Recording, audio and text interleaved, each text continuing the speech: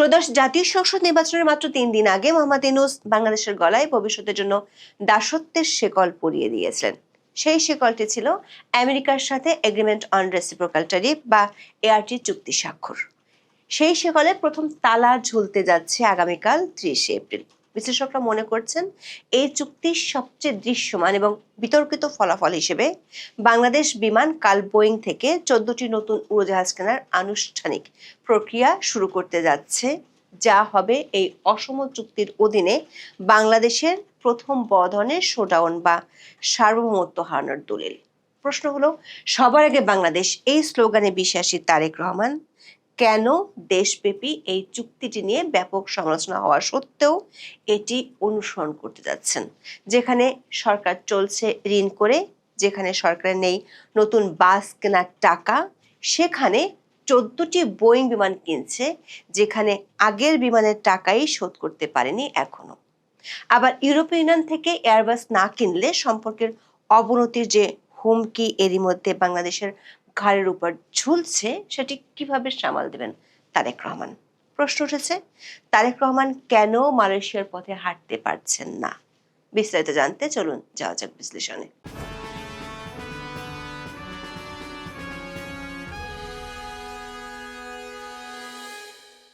ইউনূসের বিদায়ের পর এই চুক্তিটি নিয়ে এরই মধ্যে বাংলাদেশের গণমাধ্যম ও বিশ্লেষকরা ব্যাপক সমালোচনা করেছেন।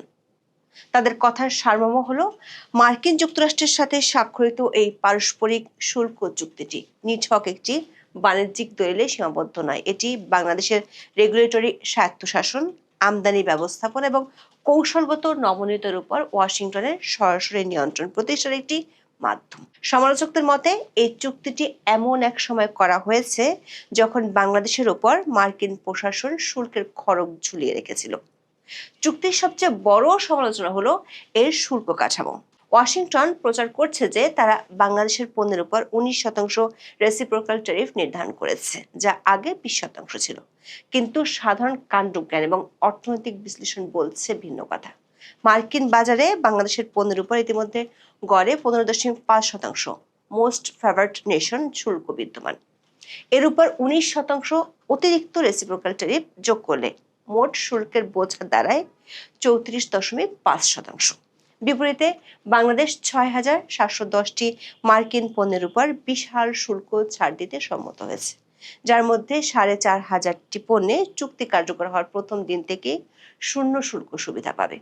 এই অসমতা বাংলাদেশের স্থানীয় শিল্প ও কৃষিখাতকে ধ্বংসের মুখে ঠেলে দেবে।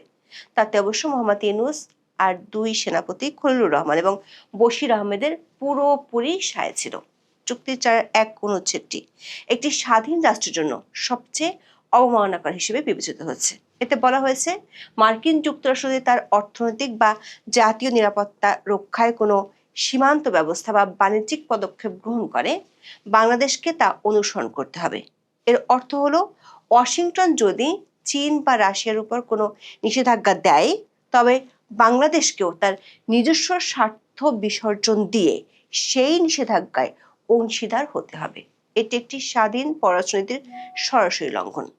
সেই পরাধীনতা মেনে নেওয়ার বড় উদ্যোগটি ছিল অন্তর্বর্তী সরকারের আমলেই, যার জন্য বিমান কেনা, সেই বাংলাদেশ বিমানকে না জানিয়ে ২০২৫ সালে মোহাম্মদ ইউনূস যুক্তরাষ্ট্রকে ওয়াদা দিয়েছিল তাদের কাছ থেকে ২৫টি বোয়িং বিমান কিনবে। ডোনাল্ড ট্রাম্পকে খুশি করতে ডিল সুইটনার হিসেবে গত বছরের জুলাইতে ২৫টি উড়োজাহাজ কেনার অর্ডার দিয়েছিল ইউনূসের সরকার। হুট করে এমন অর্ডার দেয়া নিয়ে তখন বাংলাদেশের এভিয়েশন কর্তৃপক্ষ আপত্তিও জানিয়েছিল। এমনকি বোয়িং কেনার আগে তখন কারিগরি কমিটির সাথে কোনো আলোচনাই করেনি ইউনূসের সরকার। অবশ্য শেষমেশ চুক্তি অনুযায়ী বাংলাদেশকে কিনতে হবে ১৪টি বোয়িং। বাণিজ্য চুক্তিটি হয়েছিল ৯ ফেব্রুয়ারি। তার ঠিক একদিন আগে মানে ৮ই ফেব্রুয়ারি সাংবাদিকরা তখন বাণিজ্য উপদেষ্টা বশির আহমেদকে জিজ্ঞাসা করেছিলেন, এত তাড়াহুড়ো কেন বোয়িং বিমান কেনার জন্য? কোনো সদুত্তর না দিয়ে বশির আহমেদ সেদিন বলেছিলেন, বাণিজ্য ঘাটতি কমাতে ২০৩৫ সালের মধ্যে যুক্তরাষ্ট্রের বোয়িং কোম্পানি থেকে ১৪টি উড়োজাহাজ কেনার সিদ্ধান্ত নিয়েছিল অন্তর্বর্তী সরকার। কিন্তু চুক্তি হওয়ার পর দেখা গেল শুল্ক কমার ক্ষেত্রে রয়ে গেছে বড় একটা শুভঙ্করের ফাঁকি, যেটি এরই মধ্যে আমরা উল্লেখ করেছি। মোহাম্মদ ইউনূস নির্বাচনের ৩ দিন আগে ডোনাল্ড ট্রাম্পের কাছ থেকে বাংলাদেশের জন্য এক দীর্ঘ শিকল নিয়ে এসেছিলেন। ইউনূসের বিদায়ের পর দেশব্যাপী ব্যাপক সমালোচনা শুরু হয় এই চুক্তিটি নিয়ে। গণমাধ্যম থেকে শুরু করে বিশ্লেষকরা এই চুক্তিটির চুলচেরা বিশ্লেষণ করেছে। তাতে দেখা যাচ্ছে এই চুক্তিতে এমন একটি শব্দ নেই যেটি বাংলাদেশের পক্ষে যেতে পারে। সোজা কথা হলো, আমেরিকা একটি চুক্তি ধরিয়ে দিয়েছিল, আর ইউনূস ক্ষমতায় থাকার জন্য সেই চুক্তিটি অক্ষরে অক্ষরে মেনে নিয়েছিল। দেশের মানুষের আশা ছিল চুক্তির ৬-৫ অনুচ্ছেদে যেহেতু চুক্তি বাতিলের বিধান আছে, সেটি কাজে লাগিয়ে বিএনপি সরকার হয়তো কিছু একটা করবে। দর্শক, চুক্তি অনুযায়ী যে কোনো পক্ষ অন্য পক্ষকে লিখিতভাবে সমাপ্তির নোটিশ দিয়ে এই চুক্তি বাতিল করতে পারে। এক পক্ষ অন্য পক্ষকে লিখিত নোটিশ দেওয়ার ৬০ দিনের পর চুক্তিটি বাতিল হয়ে যাবে। বিশেষ করে মার্কিন যুক্তরাষ্ট্রের আদালতের রায় হওয়ার পর মালয়েশিয়া আমেরিকাকে সাফ জানিয়ে দিয়েছে তারা এই চুক্তি আর কন্টিনিউ করবে না। অনেকেই ভেবেছিলেন বাংলাদেশ হয়তো মালয়েশিয়ার পথ অনুসরণ করবে, কিন্তু এরই মধ্যে বিএনপি সরকারের পররাষ্ট্রমন্ত্রী, যিনি ইউনূস সরকারের সময় জাতীয় নিরাপত্তা উপদেষ্টা ছিলেন, তিনি জানিয়ে দিয়েছিলেন এই যে দেশব্যাপী যে চুক্তিটাকে গোলামি চুক্তি বলা হচ্ছে, সেটি স্বাক্ষরের আগে দুই বড় দল বিএনপি ও জামাতের সাথে নির্বাচনের আগেই মার্কিন প্রতিনিধিরা বৈঠক করেছিলেন। তার মানে তারেক রহমান প্রধানমন্ত্রী হওয়ার আগেই এই চুক্তি দিয়ে বাংলাদেশ যে মার্কিন শিকলে পড়তে যাচ্ছে সেটি জানতেন। সে কারণেই কি সরকার গঠনের ৭১ দিন পার হলেও এখনো সংসদে এত বড় একটা ইস্যু নিয়ে আলোচনাই হয়নি। এমনকি ২৯শে ফেব্রুয়ারি স্বতন্ত্র সদস্য রুমিন ফারহানা এ নিয়ে কথা বলতে গেলে তাকে থামিয়ে দেন স্পিকার।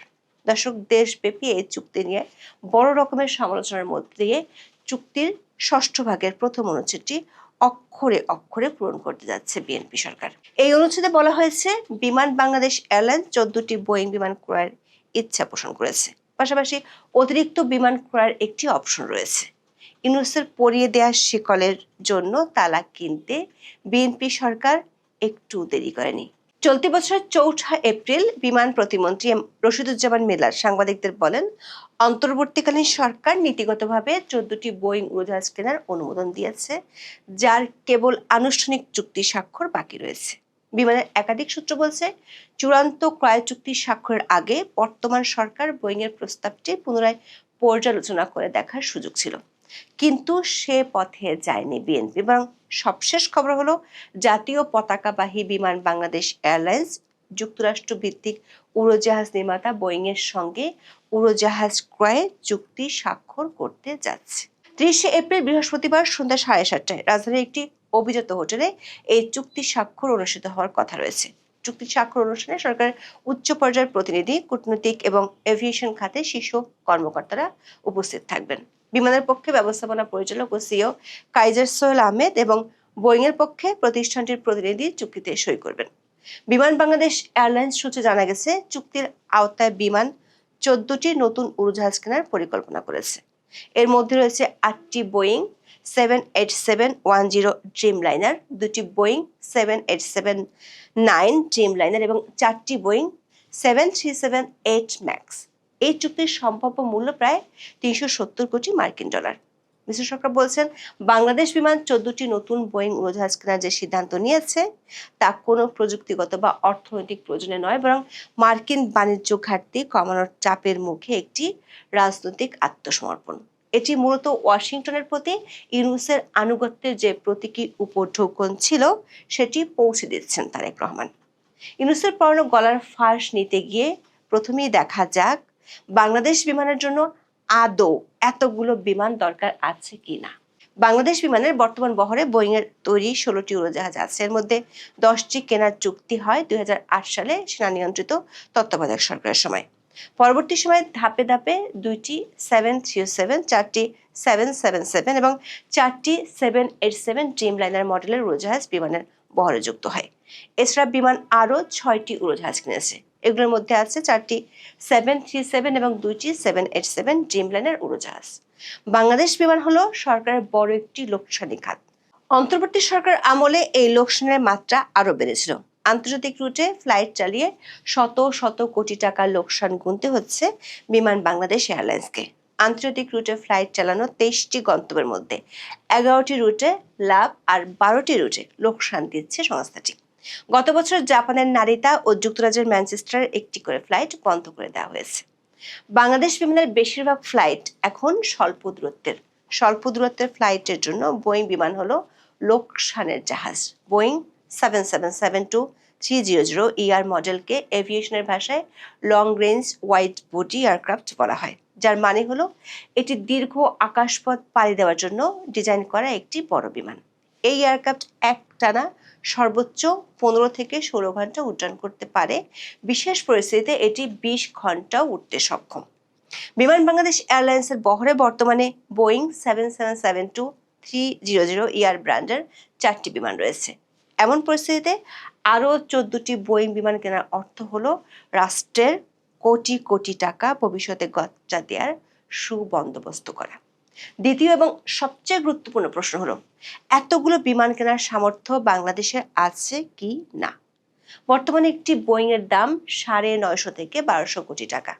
বিশাল অঙ্কের এই টাকা আসবে কোত্থেকে? তাছাড়া বিমানের রুট ঠিক না করে, কারিগরি মূল্যায়ন না করে, প্রয়োজনীয় সংখ্যক প্রকৌশলী, বৈমানিক, বিমানবালা প্রভৃতি রিক্রুট না করে কিভাবে 14টি বিমান অর্ডার করেছিল ইউনূসের সরকার, আর সেটি অক্ষরে অক্ষরে পালন করতে যাচ্ছে বিএনপি সরকার।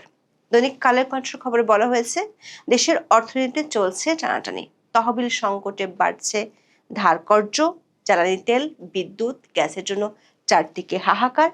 এই সংকটকালে খোদ সরকারি যখন সর্বস্তরে কৃচ্ছ সাধনে জোর দিয়েছে, তখন চলছে যুক্তরাষ্ট্র থেকে 14টি বোয়িং কেনার আয়োজন।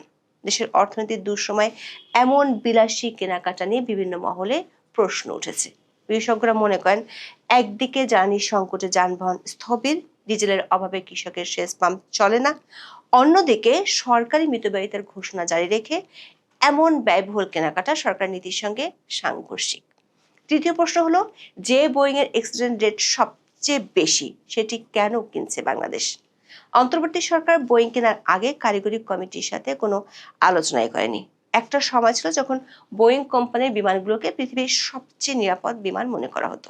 কিন্তু বোয়িং 737 ম্যাক্স এবং 787 ড্রিমলাইনার উড়োজাহাজের উৎপাদন প্রক্রিয়া নিয়ে অনেক দিন ধরেই কাজ করায় বোয়িং। 2018 এবং 2019 সালে বোয়িং 737 ম্যাক্সের দুটি মর্মান্তিক দুর্ঘটনায় 346 জনের মৃত্যু হয়। তারপর থেকে এই ধরনের বিমানে মারাত্মক নিরাপত্তার ত্রুটি নিয়ে বিশ্বব্যাপী প্রশ্ন ওঠে।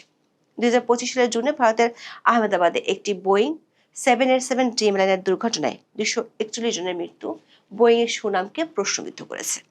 বিভিন্ন সময় হুইসেল ব্লোয়াররা বোয়িং এর উৎপাদন প্রক্রিয়া নিয়ে প্রশ্ন তুলেছেন। কোম্পানিটির অপারেশনাল অদক্ষতা আর উৎপাদন বিলম্বের জন্য এখন বেশিরভাগ দেশই বোয়িং বিমান কিনতে চায় না। সে তুলনায় এয়ারবাসকে অনেক বেশি নির্ভরযোগ্য মনে করা হয়। 2023 সালে শেখ হাসিনা সরকারের আমলে বাংলাদেশ বিমান 10টি এয়ারবাস কেনার প্রতিশ্রুতি দিয়েছিল, যা ইউরোপীয় দেশ ফ্রান্সের সঙ্গে কূটনৈতিক সম্পর্কের অংশ ছিল। ফরাসি প্রেসিডেন্ট মাখোঁ নিজেই এই বিষয়টি সামনে এনেছিলেন, কিন্তু সেই চুক্তিকে হিমঘরে পাঠিয়ে দিয়েছিলেন মোহাম্মদ ইউনূস। আর তাতে সরাসরি মন্তব্য করেছেন বাংলাদেশে নিযুক্ত জার্মান রাষ্ট্রদূত। বলেছিলেন, ইউরোপীয় দেশ থেকে এয়ারবাস না কিনলে ইইউ এর সাথে বাংলাদেশের অর্থনৈতিক সম্পর্ক ক্ষতিগ্রস্ত হতে পারে। এমনকি গত বছরের 4 নভেম্বর ইইউভুক্ত 4টি দেশের রাষ্ট্রদূত ঢাকায় এয়ারবাসের পক্ষে শোডাউন করেছিলেন। দেশের নানামুখী সমালোচনা আর আন্তর্জাতিক মহলে বন্ধু হারানোর শঙ্কা সত্ত্বেও তারেক রহমানের সরকার শেষ পর্যন্ত যুক্তরাষ্ট্র থেকে বোয়িং কেনার পথেই হাঁটছেন। প্রশ্ন হলো, সবার আগে বাংলাদেশ নীতি থেকে কি বিএনপি সরে আসলো, নাকি সরে আসতে বাধ্য হলো? যদি তাই হয়, তাহলে মিলিয়ন ডলার প্রশ্ন হলো, কেন এই সরে আসা? এখন এ পর্যন্ত। সবাই ভালো থাকুন, সুস্থ থাকুন, নিরাপদে থাকুন। দেখা হবে আগামী পর্বে।